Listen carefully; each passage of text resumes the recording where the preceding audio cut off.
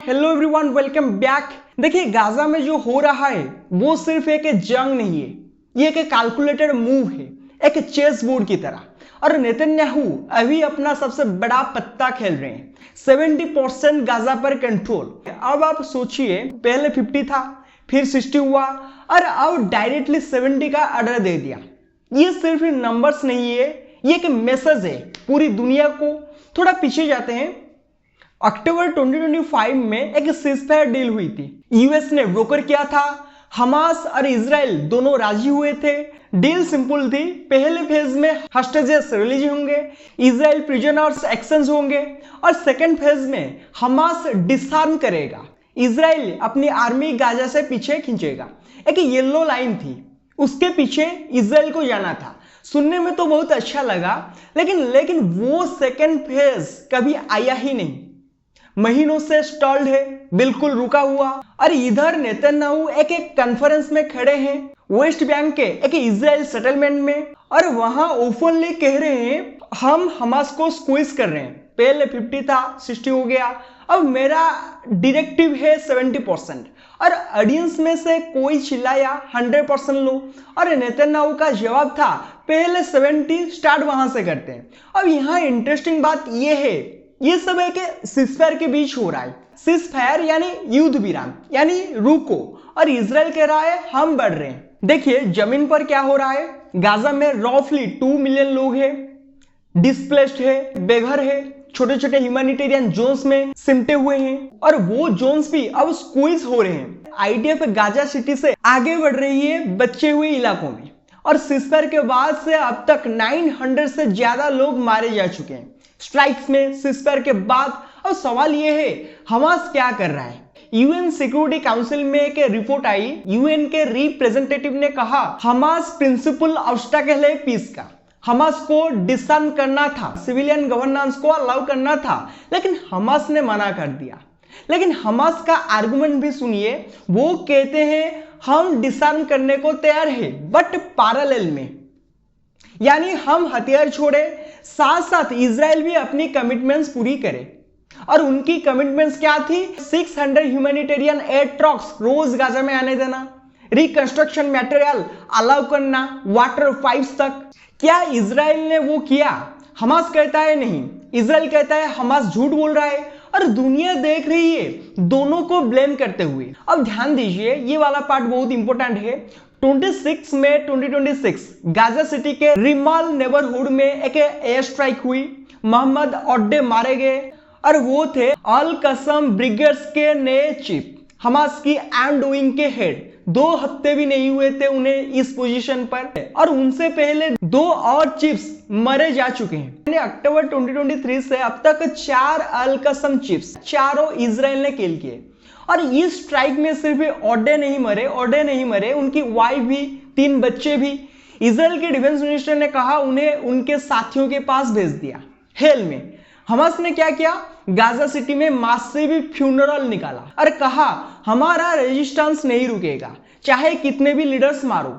अब आप सोचिए, क्या लीडरशिप किल करने से कोई मूवमेंट रुकती है? हिस्ट्री कहती है शायद नहीं। और एक और ट्विस्ट है इस पूरी कहानी में, एक कमिटी बनाई गई थी 12 Palestinian technocrats, NCAG, national committee for the administration of Gaza. इनका काम था गाजा में सिविलियन गवर्नेंस लाना, ट्रांजिशन मैनेज करना, हमास की जगह नॉर्मल एडमिनिस्ट्रेशन। ये लोग इजिप्ट में बैठे हैं महीनों से, इजराइल ने इन्हें गाजा एंटर नहीं करने दिया। सोचिए जरा, एक साइड कह रही है हमास हटो, दूसरी साइड कह रही है हम हटने को तैयार है अगर अल्टरनेटिव आए, और अल्टरनेटिव को बॉर्डर पर ही रोक दिया गया, तो फिर सोल्यूशन कहां से आएगा? और ये सिर्फ गाजा की प्रॉब्लम नहीं है। एक बोर्ड ऑफ पीस बनाई गई थी, इंटरनेशनल पीस कीपिंग फोर्स।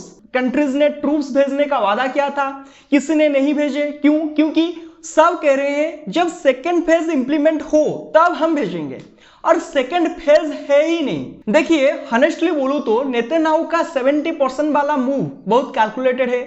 ये मिलिट्री स्ट्रैटेजी भी है, ये डोमेस्टिक पॉलिटिक्स भी है। इजराइल में उन पर प्रेशर है राइट विंग से, और ये मूव उस प्रेशर का जवाब भी है। लेकिन इसके कंसिक्वेंसेस 2 मिलियन लोगों की जिंदगी स्क्वीज होती जा रही है हर दिन। और डिप्लोमेसी पूरी तरह फ्रोजन है। देखिए, जब कोई कंट्री सीज़फायर साइन करे और फिर उसी सीज़फायर के दौरान टेरिटरी एक्सपांड करे तो दो पॉसिबिलिटीज है, या तो वह कंट्री बहुत कॉन्फिडेंट है या फिर वो सीज़फायर को सीरियसली लेती ही नहीं। और हॉनेस्टली इजराइल के एक्शन देखकर लगता है दोनों सच है। अब यहाँ इंटरेस्टिंग बात यह है, ये सीज़फायर डील यूएस ने ब्रोकर किया था, अमेरिका ने, और अमेरिका का इजराइल के साथ रिलेशनशिप दुनिया जानती है, सबसे close allies, weapons, funding, UN में भेटो।